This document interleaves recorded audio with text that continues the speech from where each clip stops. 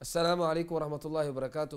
ناظرین کرام، آپ کی ملاقات کروانے جا رہے ہیں ملک پاکستان کی عظیم شخصیت، عظیم مذہبی سکالر ڈاکٹر مفتی خلیق الرحمان صاحب۔ السلام علیکم ورحمۃ اللہ۔ وعلیکم السلام ڈاکٹر صاحب بہت شکریہ، آپ نے وقت دیا ہمیں۔ جزاک اللہ جی، آپ کا ہزارہ نوازی۔ اور آج ہم خصوصی آپ سے بات کرنے آئے ہیں جو پاکستان کے موجودہ حالات ہیں۔ 75 ایئر گزر چکے، ملک لا الہ الا اللہ کے نام پہ بنا، آج جس کی لاٹھی اس کی بھینس کا راج ہے، یہ نظام کب تک چلتا رہے گا؟ بسم اللہ الرحمن الرحیم۔ دکھ بھرا سوال ہے کہ جس کی لاٹھی اس کی بھینس، یہ نظام کب تک چلتا رہے گا؟ جب تک منافقت چلتی رہے گی، جب تک اللہ اور رسول سے جنگ ہوتی رہے گی، جب تک ہم ریاستی سطح سے بھی نیچے آ کر انفرادی اور اجتماعی سطح پر بھی اللہ اور اس کے رسول کے احکام کو توڑتے رہیں گے۔ ٹھیک ہے نا جی؟ اصل میں پاکستان بنا ٹھیک ہے، لا الہ الا اللہ کا نعرہ لگا، یہ الگ بات ہے کہ مسلم لیگ کے بڑوں نے کہا تھا، بعد میں بعض لوگوں نے، میں نام نہیں لیتا، سر فہرست لوگ ہوں کہ یہ تو نوجوانوں کا جوشیلا نعرہ تھا، انا للہ و انا الیہ راجعون، اور بات سمجھ بھی آتی ہے کہ یہ موچی دروازے کی تقریریں تھیں۔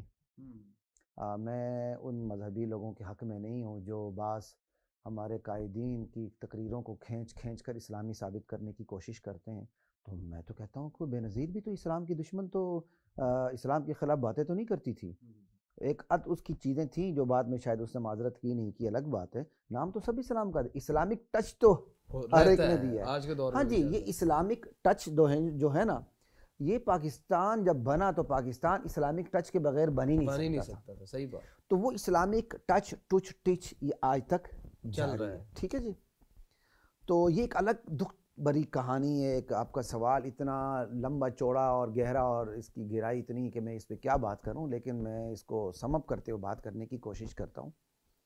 سوال جب بکھرا ہوا ہو تو پھر اس کو سمیٹنا بہت مشکل ہوتا ہے۔ تو آپ یہ دیکھیں، پاکستان بنا لا الہ الا اللہ کے نعرے پر اور نافذ ہوا 1935 ایکٹ۔ کس سے سوال کریں گے؟ جن سے سوال کرنا ہے ان پر پی ایچ ڈی کرنا منع ہے، آپ بھی جانتے ہوں گے، انڈیکیشن اتنی کافی ہے۔ ٹھیک ہے نا جی؟ قومیں سیکھتی ہیں، اپنے قائدین کی غلطیوں سے بھی سیکھتی ہیں، اپنے قائدین کی اچھائیوں سے بھی سیکھتی ہیں، اچھائیوں کو اپنا لیتی ہیں، غلطیوں کو نظر انداز کرتی ہیں، اور غلطیوں سے سیکھ کے وہ غلطی دوبارہ نہیں کرتی۔ صحیح بات۔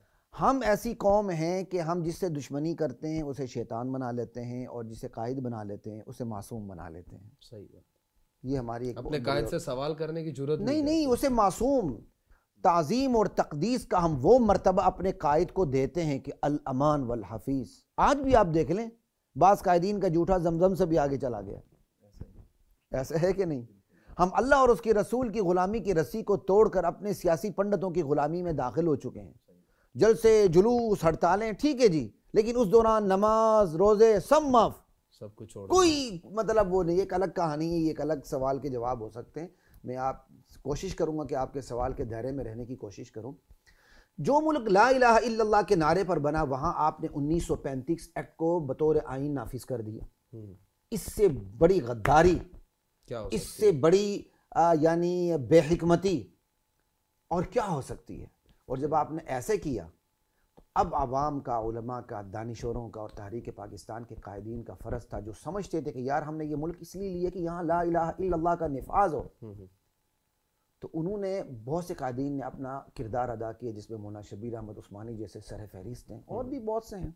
ٹھیک ہے جی، لیکن عوام ہو کہ عوام سے اوپر خواص ہوں، ہم نے ریاستی نظام کے نفاذ کا نعرہ تو لگایا، لیکن افسوس سے کہنا پڑتا ہے ہم سب نے، اللہ ماشاءاللہ اچھے لوگ بھی، میں انکار نہیں کرتا، لیکن ہماری بہت بڑی تعداد نے انفرادی سطح پر لا الہ الا اللہ اور معاشرتی، سماجی اور اجتماعی سطح پر لا الہ الا اللہ کو نظر انداز کیا۔ صحیح بات، ٹھیک ہے نا جی۔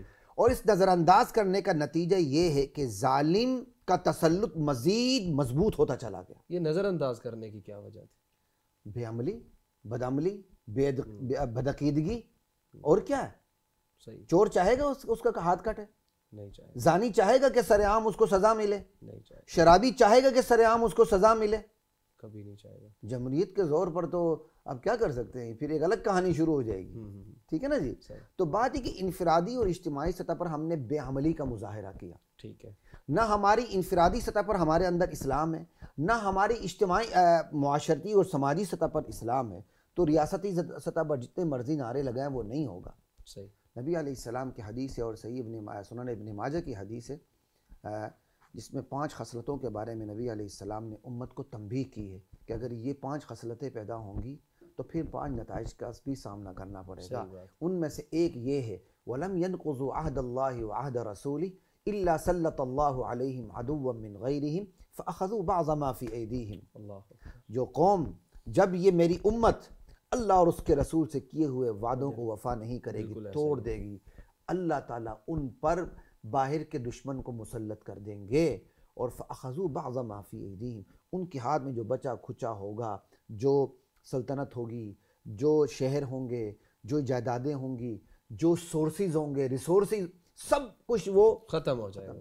آج آپ کے پاس وسائل ہونے کے باوجود نہیں ہیں، بالکل ایسا ہی، فریز کروا کے بیٹھے ہوئے ہیں، بالکل ایسا ہی، ٹھیک ہے نا جی۔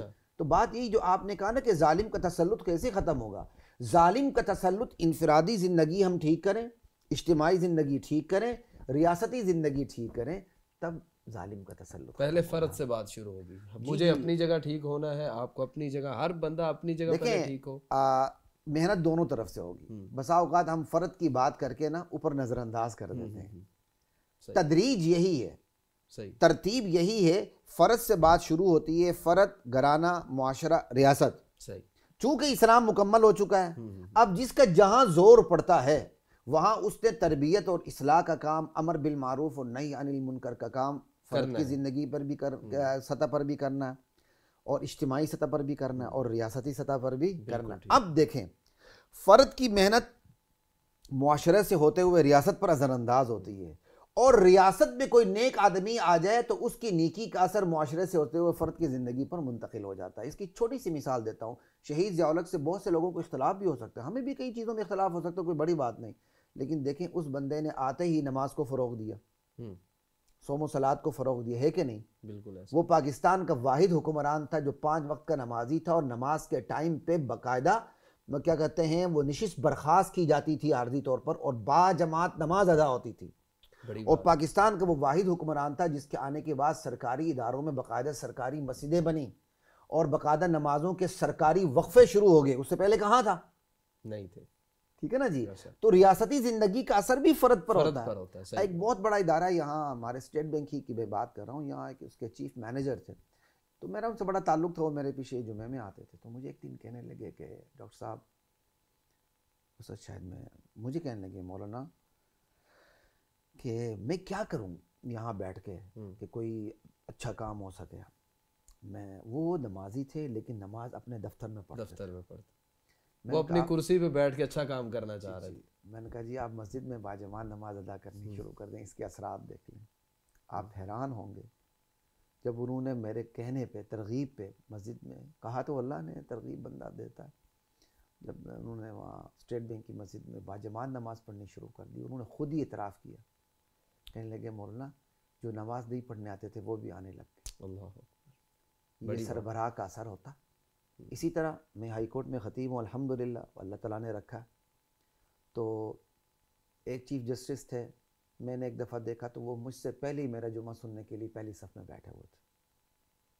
اس دن میں شاید لیٹ ہوتے ہوتے رہ گیا، اور شکر ہے کہ مجھ سے آگے ایک ایمبولنس جا رہی تھی، میں اس کے پیچھے لگ گیا، وقت پہ پہنچا۔ پتہ نہیں مطلب وہ نہ مدعی سس گواہ چس والی بات ہو جاتی کہ جس نے خطاب کرنا وہ آیا ہی نہیں، اور جناب علی صاحب آگے بیٹھے ہوئے ہیں۔ اسی طرح ایک ہمارے چیف جسٹس گزرے ہیں سردار شمیم صاحب، باشرہ ماشاءاللہ، اور غالباً ان کا تبلیغ میں بھی وقت لگا ہوا ہے۔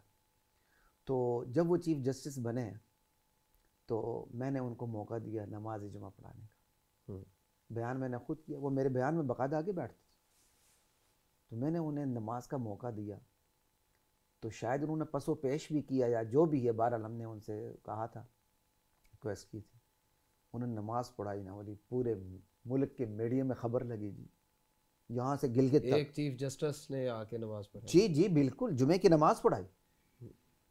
اب آپ کو پتہ ہے کہ ہر شعبے کے اندر مخالفت موافقت تو دونوں چلتی ہیں چیزیں، جب میں نے ایک آدھ ان سے نماز پڑھائی تو ایک میرے وکیل بھائی وہ آئے گلے کی شکل میں، کہتے ہیں ڈاکٹر صاحب آپ نے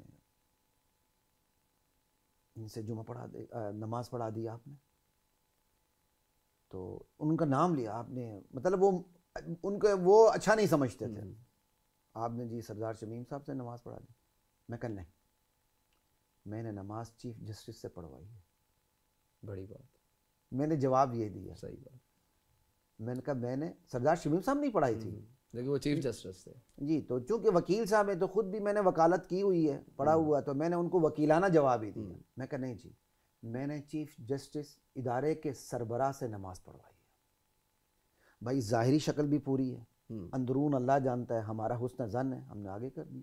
بلکہ ایک دفعہ ایسا ہوا میں نے خطبہ بھی ان سے پڑھا دیا، جو عربی خطبہ ہے، تقریباً میں نے خود کی عربی خطبہ بھی پڑھا دیا، صرف اس نیت سے کہ پورے پاکستان پہ، ملک اور بیرون ملک ان کا اثر چلا جائے، کہ ایک چیف جسٹس ہو کہ وہ مسند اب منبر دیکھو پہ بیٹھے. کہنے کی بات وہی ہے، ریاست کی زندگی معاشرے پر اثر انداز ہوتی ہے، معاشرے کی زندگی گھرانے اور فرد پر اثر انداز ہوتی ہے، فرد کی زندگی گھرانے پر اثر انداز ہوتی ہے، گھرانے کی زندگی بیرونی سماج پر اثر انداز ہوتی ہے، پھر اس سماج کی زندگی اوپر ریاست پر اثر انداز ہوتی ہے. آج میں کسی پارٹی کا نام نہیں لیتا، کسی بھی پارٹی کو دیکھ لیں، آج پارٹی کا اندھا کارکن یا بینا یا نابینا کارکن جتنی قربانی اپنی سیاسی اور مذہبی اپنی سیاسی جماعت کے لیے دے رہا ہے یا اپنے سیاسی یا مذہبی قائد کے لیے دے رہا ہے، اتنی تکلیف، اتنی قربانی، بلکہ اس کا ہاف کر لیں، وہ اسلام کے نفاذ کے لیے تمام دے دیں، تو بتائیں اسلام آئے گا کہ نہیں آئے گا؟